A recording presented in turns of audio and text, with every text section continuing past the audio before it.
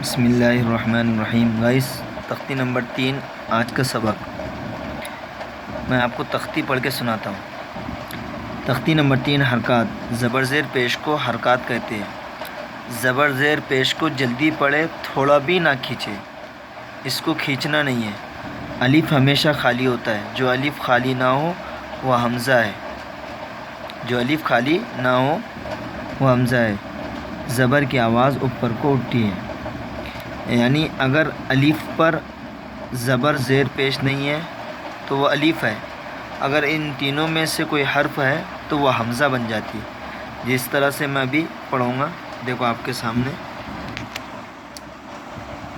حمزہ زبر آ، با زبر با، تا زبر تا، ثا زبر ثا، جیم زبر جا، حا زبر حا، خا زبر خا، دال زبر دا، ذال زبر ذا، را زبر را، زا زبر زا، سین زبر سا، شین زبر شا، صاد زبر صا، زوا زبر زا، طا زبر طا، زا زبر زا، عین زبر ع، غین زبر غا، فا زبر فا، قاف زبر قا، کاف زبر کا، لام زبر لا، میم زبر ما، نون زبر نا، واو زبر وا،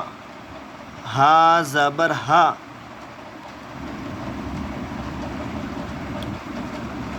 ہا زبر ہا، حمزہ زبر آ، یا زبر یا، یا زبر یا۔ یہ تختی نمبر 3 ہے آج کا سبق، انشاءاللہ یاد کرو۔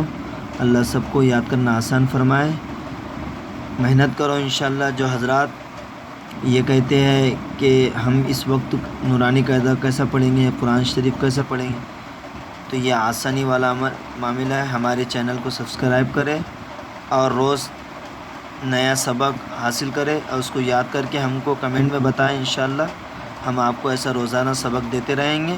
انشاءاللہ نورانی قاعدے کے بعد کچھ صورتوں کا سبق دیا جائے گا، اس کے اعتبار سے نماز مکمل ساری چیزیں بتائی جائیں گی۔ السلام علیکم ورحمۃ اللہ وبرکاتہ۔